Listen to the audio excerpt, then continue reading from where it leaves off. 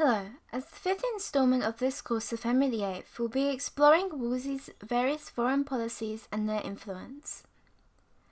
Foreign policy is defined as decisions and actions that impact relations between England and other nations. The aims of Wolsey's foreign policies consisted of being allied to either the Habsburg Empire or France in order to pit each nation against one another. Allyship between either the Habsburg Empire and France, and the potential for Henry to gain military glory. This is especially important as Henry was still a young king, and craved glory on the battlefield. Wolsey needed to provide this, otherwise his job was at risk. Furthermore, the last aim was the concept that Henry could be perceived as a European peacemaker, which would give him prestige and act as an alternative to conducting wars for the sole purpose of ascension of reputation, as wars were expensive and lengthy. The Treaty of London, 1518.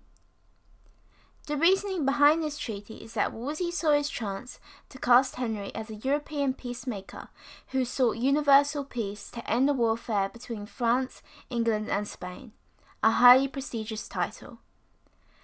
The conditions of the Treaty of London were that each state would follow a non-aggressive foreign policy, and if one power did go to war, they risked being attacked by the other two.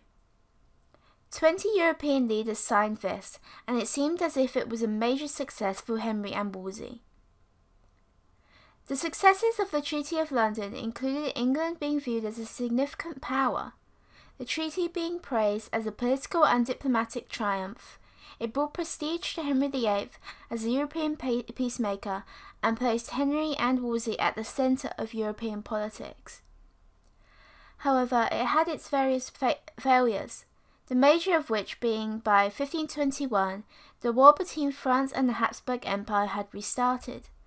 This was due to the Habsburg Empire being transformed to the Holy Roman Empire, after Charles I of Spain was elected Holy Roman Empire, becoming Charles V.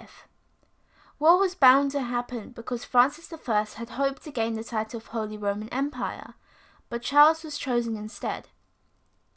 France was now surrounded by Habsburg land, and Charles I inherited a claim to the Duchy of Milan, which is currently under French control.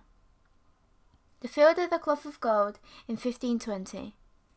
The reasoning and build-up behind the Field of the Cloth of Gold was that Wolsey and Henry organised conferences between European powers to reduce tension and war.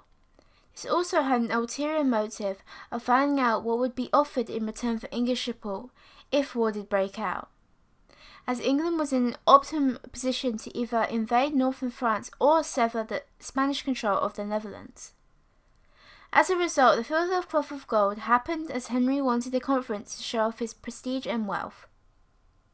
The Field of the Cloth of Gold was a diplomatic meeting between Henry and Francis, mainly consisting of feasting and jousting, the highlight being the two kings' wrestling match. The Field of the Cloth of Gold can be seen as a success as it brought Henry immense honour and prestige. England was perceived as an equal to France and Spain, and the most important reason to Henry, he was seen as a great king.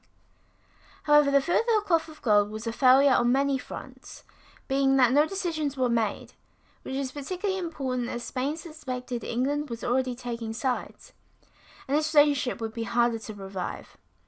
As well as this, England's relationship with France did not improve, which gives the impression all the money spent on this event was purely useless. War with France from 1522 to 25. Francis I declared war on Charles V in April 1521, and thus England allied with the Habsburg Empire by declaring war on France in May 1522. This led to the Treaty of Bruges in 1521, where Wolsey formally agreed to side with Charles V and agreed a one-year delay in sending an English army to France. This was a massive win, as Wolsey was hoping the war would have ended in a year's time, and England would not have to send any troops.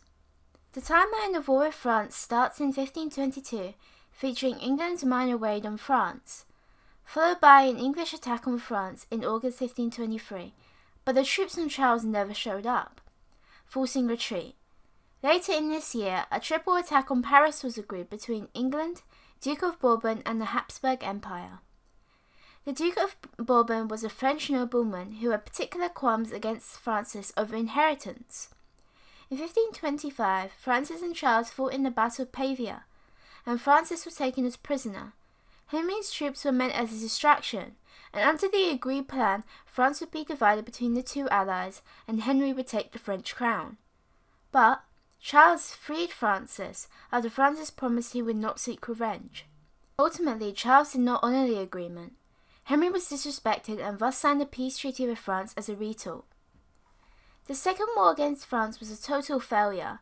Charles used English sources as a distraction for France while he conquered the Italian peninsula, and did not share any spoils from the Battle of Pavia with England. This showed that Charles did not view England as an equal ally. This war was incredibly expensive, so the high financial cost, tax increases, and false loans hurt Henry's popularity significantly. The war totaled about £430,000. Support for France during 1525–29. The policies relating to support for France include the Treaty of Cambrai in 1525, where Wolsey changed foreign policy to ally with France, for England to give up claims to France in return for an annual payment, and leave Cognac in 1526, in which Wolsey helped to organise but did not join, as an alliance of France, the Pope, Venice and Florence, to prevent any further conquest on the Italian peninsula by Charles V. Finally, the Treaty of Westminster in 1527 ensured that Charles would be threatened with armed intervention if he did not seek to improve relations with his neighbours.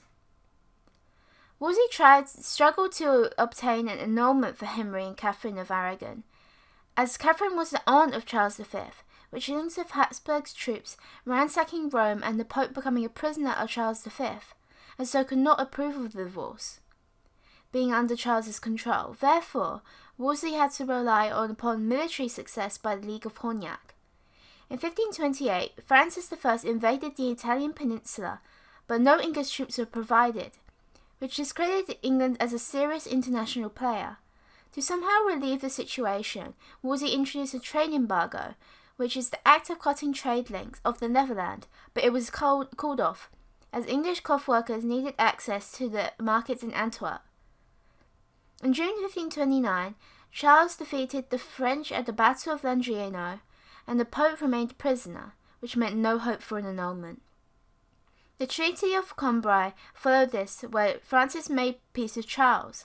This was detrimental to England, as Wolsey was informed of this last minute, and England essentially ended up not being treated as equal by France or the Habsburg Empire. Next video will focus more on the annulment.